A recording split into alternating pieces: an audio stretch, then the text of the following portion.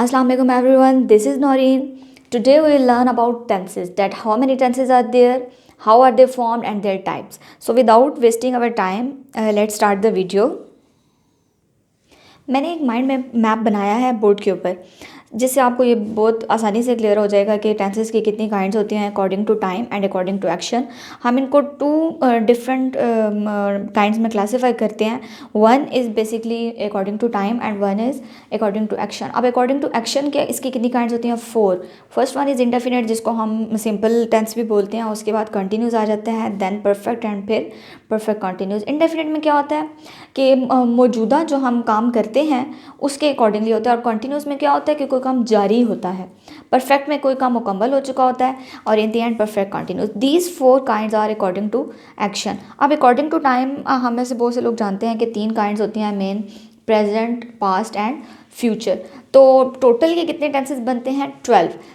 अगर इसके साथ हम इसकी काइंड्स भी लिख दें, present past future, present past future, तो present indefinite tense, past indefinite tense, future indefinite tense, present continuous, past continuous, future continuous. और ये सारी फिर अकॉर्डिंग टू इनके टाइम होते हैं. अकॉर्डिंग टू एक्शन ये 4 काइंड्स जो है हमारे पास होती हैं. हमारे में से बहुत से लोगों को जो बिगनर्स होते हैं उनको ये नहीं पता होता.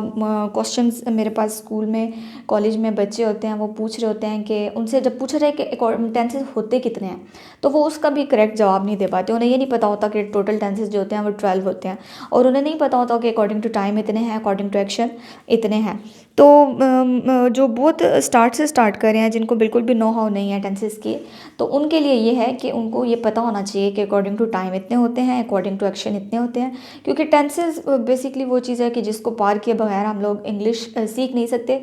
ये बेसिक इसकी ग्रामर. वैसे तो इंग्लिश लर्निंग स्किल्स हमारे पास हैं, उसके अंदर हम लोग सुन के, देख के, बोल के, लिख के, हम ये 4 स्किल्स हमारे पास होती हैं जिनके थ्रू हम इंग्लिश पे ओवरकम कर सकते हैं. हम स्पीडली बोल सकते हैं, हम फ्लुएंट हो सकते हैं.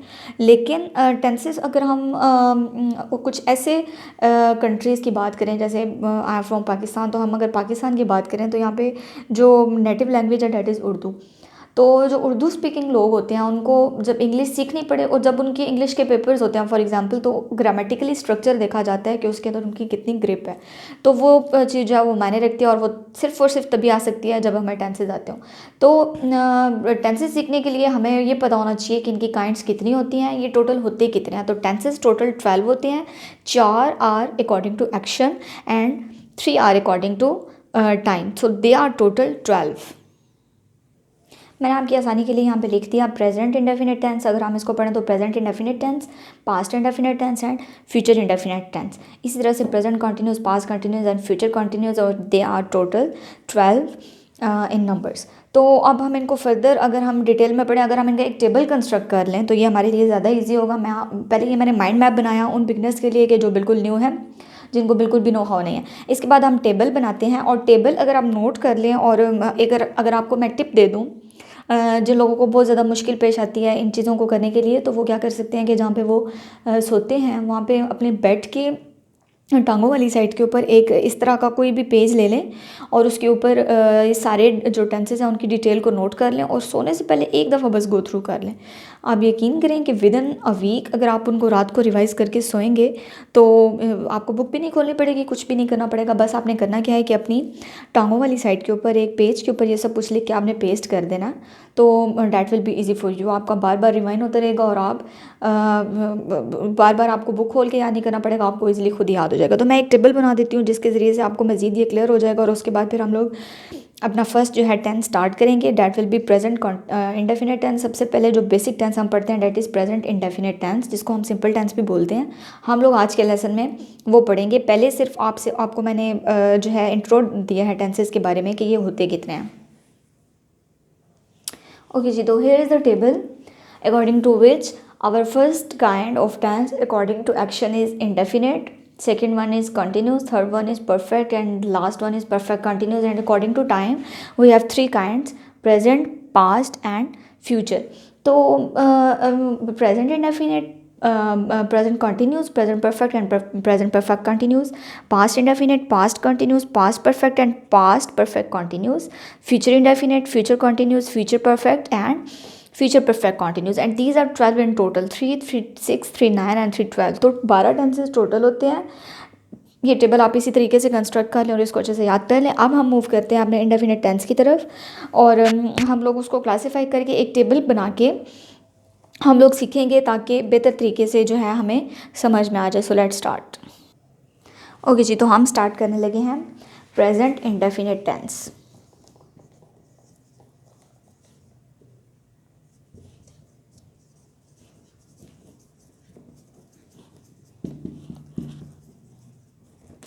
इंडेफिनेट को जब हम पढ़ते हैं तो अगर हम इसकी उर्दू में, अब जो बिगनर्स होते हैं उन्हें सबसे पहले पता होना चाहिए कि इसकी फॉर्मेशन हम लोग करते कैसे हैं, ये होता क्या है। जब उनको बेसिक्स पता होगा तभी वो आगे जो है फर्दर मूव कर पाएंगे। प्रेजेंट इंडेफिनेट टेंस में क्या होता है कि अगर हम उर्दू में हम पहचान सीखें इस टेंस की, अगर हम ये देखें कि उर्दू में अगर कोई टेंस आ जाए जो प्रेजेंट इंडेफिनेट का हो तो हमें कैसे पता लगेगा। तो अगर किसी कोई फिक्र एंड पे होता है, इस ता है पे एंड होता है, ता है, ती है, ते हूँ वगैरह, तो डैट मीन्स के वो प्रेजेंट का मतलब ये होता है कि हाल, अभी मौजूदा का ज़माना, अभी जो हम काम कर रहे होते हैं। तो प्रेजेंट के उर्दू के फ़िक्रात के लास्ट में ता आता है। फॉर एग्जांपल अगर मैं कोई एक सेंटेंस लूँ, मैं स्कूल जाता हूँ या मैं खाना खाती हूँ, वो किताब पढ़ता है, वो पेंटिंग करता है, वो क्रिकेट खेलते हैं। There are so many example जिसके एंड पे ते हैं, ता है, ती है, ते है वगैरह आता है। तो प्रेजेंट इंडेफिनिट टेंस के जो उर्दू में पहचान होती है उसके ये होता है कि उसके लास्ट में जो है ता है, ती है आता है। अब हम इसकी फॉर्मेशन देख लेते हैं कि अगर हमें इसका टेंस बनाना हो तो हम कैसे बनाएंगे। ये बेसिकली बहुत सिंपल होता है। इसके जो हमने फॉर्मेशन के लिए इसमें सिर्फ और सिर्फ फर्स्ट फॉर्म लगेगी, उसके बाद ऑब्जेक्ट लग जाएगा। सबसे पहले हमने कोई भी सेंटेंस बनाने के लिए, कंस्ट्रक्ट करने के लिए, सबसे पहला जो हमने काम करना होता है, हमने यहाँ पे सब्जेक्ट ऐड करना होता है, यानी कि डूअर जो भी कोई काम कर रहा होता है पहले हमने उसको ऐड करना होता है, and that is subject. There are so many subjects. अगर नेक्स्ट वीडियो में मैं जो बिगनर्स हैं उनके लिए एक्सप्लेन करूँगी अब कि सब्जेक्ट कौन कौन से होते हैं, वर्ब से हम क्या एग्जांपल लेते हैं, ऑब्जेक्ट से हमारी क्या मुराद होती है, ऑब्जेक्ट का हम क्या मतलब लेते हैं, क्योंकि बिगनर्स के लिए ये सारी चीज़ें नहीं होती हैं, उनको ये आता नहीं होता। तो सबसे पहले सब्जेक्ट है, उसके बाद हम फर्स्ट फॉर्म लगा देते हैं इसके अंदर। अब इसके साथ हमने एक एडिशन करना होता है। इसका फिक्र बनाते वक्त हम एस और ई एस को एडअप करते हैं। एस या ई एस फर्स्ट फॉर्म के साथ हम लगाते हैं और एंड पे हम लोगों ने ऑब्जेक्ट लगा होता है। लास्ट में ऑब्जेक्ट आ जाता है। अब सब्जेक्ट जो होता है वो, फॉर एग्जांपल अगर मैं एक सेंटेंस लूँ, मैं स्कूल जाता हूँ एग्जांपल के लिए,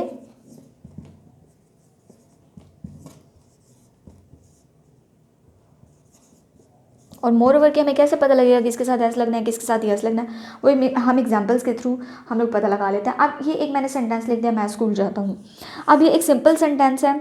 इसको हम लोग जब हम इसमें नेगेटिव भी कोई बात नहीं हो रही है, यानी मैं स्कूल अगर नहीं जाता हूँ तो डैट विल बी नेगेटिव। मैं स्कूल जाता हूँ ना, तो इसमें कोई क्वेश्चन मार्क है, नथिंग। तो जो सिंपल फिक्रा होता है मैं स्कूल जाता हूँ, इसको हम लोग अफर्मेटिव कहते हैं। ये भी आप लोग जो है साथ साथ सीख लें। जो सिंपल होता है डेट इज़ अफर्मेटिव। तो according to the formation method, according to the procedure, हम लोग क्या, सबसे पहले हमने सब्जेक्ट ऐड करना है, डेट इज़ आई। उसके बाद हमने फर्स्ट फॉर्म ऑफ वर्ब लगानी है, I go to. In the end हमने ऑब्जेक्ट लगाना है, I go to school. First form लगनी है इसके अंदर। अब किसके साथ हम लोग एस लगाएं, किसके साथ ई एस लगाएं, अकॉर्डिंग टू रूल यहाँ पे तो लिखा हुआ है एस और ई एस लगना। तो ये हमें कैसे पता लगेगा, ये हमें इस तरीके से पता लगेगा कि जो ही, शी और कोई भी नेम होता है उसके साथ हम एस और ई एस लगाते हैं। बाकी किसी आई, वो, यू, दे और कोई भी प्लूरल चीज़ होती है उसके साथ हम एस और ई एस का एडिशन नहीं करते। तो यहाँ पे आया है तो इस वजह से मैंने जो है इसके साथ ई एस का इजाफा नहीं किया। अब अगर हमने इसी को नेगेटिव में चेंज करना है तो हम लोग इसके जो हेल्पिंग वर्ब्स होते हैं, these are do and does, do not, does not. इसके नेगेटिव सेंटेंसेस बनाने के लिए हमें डू नॉट और डज नॉट का एडिशन करना पड़ता है। तो अगर हम इसका नेगेटिव बनाएंगे तो हम क्या लिख देंगे, I do not go to school,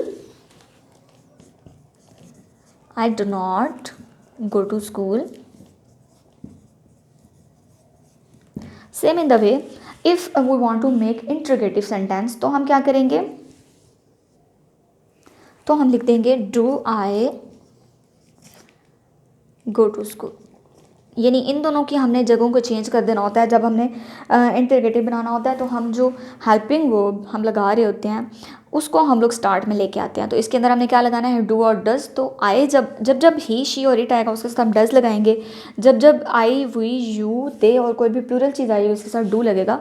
तो जब जब हमने इंटरोगेटिव यानी कि सवालिया फ़िक्रा बनाना है तो हम क्या करेंगे, डू को स्टार्ट में ले आएंगे। डू आई सब्जेक्ट से पहले, जो हेल्पिंग वर्ब है वो सब्जेक्ट से पहले लग जाता है। तो do I go to school.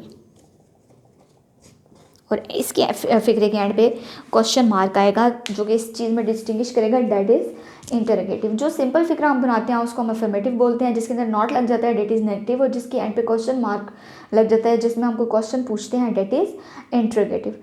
तो जैसे कि अभी हमने देखा है कि प्रेजेंट इंडेफिनिट का जब हमने नेगेटिव बनाना है तो हमने डू और डज को एज हेल्पिंग वर्ड्स के साथ ऐड करना है। तो अब हम देख लेते हैं कुछ एग्जांपल्स के ज़रिए थोड़ी सी ड्रिल हम कर लेते हैं, प्रैक्टिस करते हैं, जिसके ज़रिए से हमें पता लगेगा कि किस किस सेंटेंस के साथ हमने डू लिखना है, किस किस सब्जेक्ट के साथ डज लगेगा।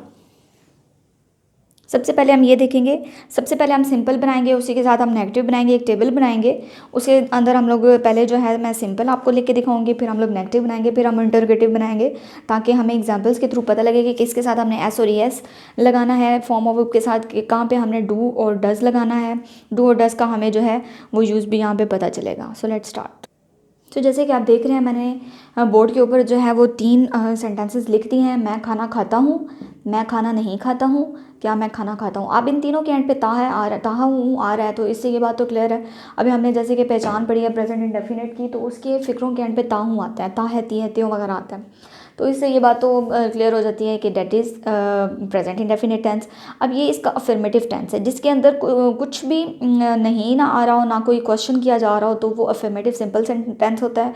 उसके बाद मैं खाना नहीं खाता हूँ, जिसके अंदर नहीं आ जाता है वो नेगेटिव होता है, और जिसके अंदर क्वेश्चन आ जाता है क्या मैं खाना खाता हूँ एंड पे क्वेश्चन मार्क, तो वो इंटरोगेटिव होता है। अब इनकी फॉर्मेशन में मैंने आपको बताया कि हम यहाँ पे सब्जेक्ट्स मेंशन करेंगे, फिर उसके थ्रू मैं आपको बताऊँगी, आपको मज़ीद बेहतर तरीके से क्लियर हो जाएगा।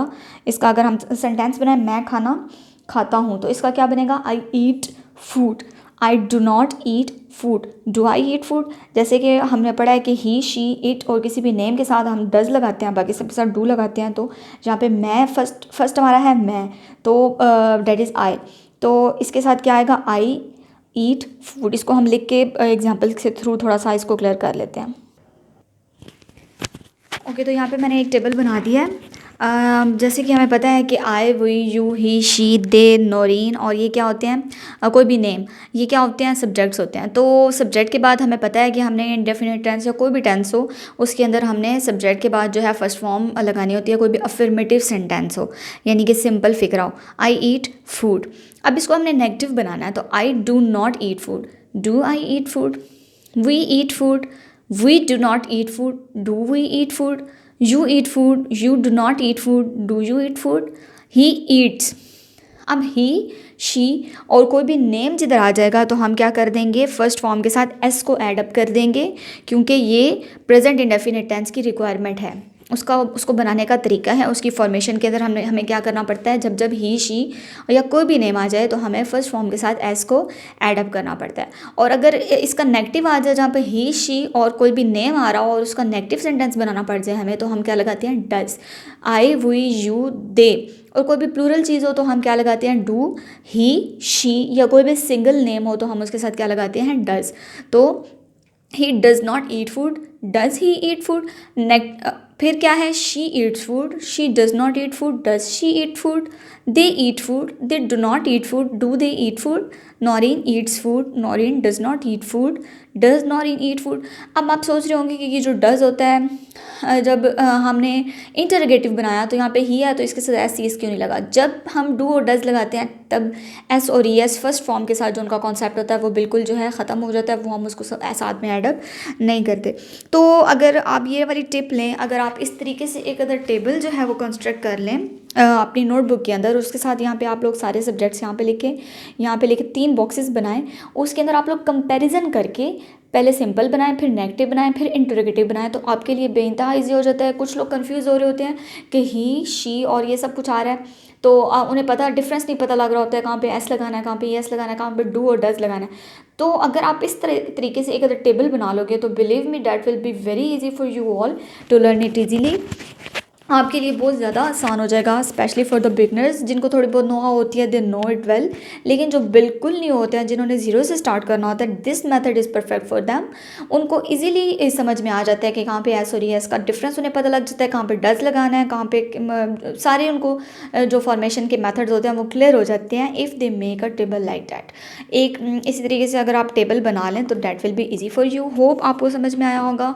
मज़ीद सेंटेंसेस हम लोग जो है अगर आप ड्रिल करेंगे तो आपके लिए मज़ीद आसानी हो जाएगी। और इस तरह की अगर आप मज़ीद सीखना चाहते हैं टेंसेस तो जो है विज़िट करते रहिए, मैं मज़ीद वीडियोस लेकर आऊँगी फॉर यू ऑल। अपने इजी मेथड में आपको अपना जो है जो मैं बेसिक मेथड यूज़ करती हूँ in my school and in my college, तो मैं कोशिश करूँगी कि वही मैं आप तक कन्वे करूँ और आपको इजीली समझ आ जाए और मैं आपकी कुछ हेल्प कर सकूँ, तो that will be very good for me. So visit करते रहिए for more videos. Thank you so much.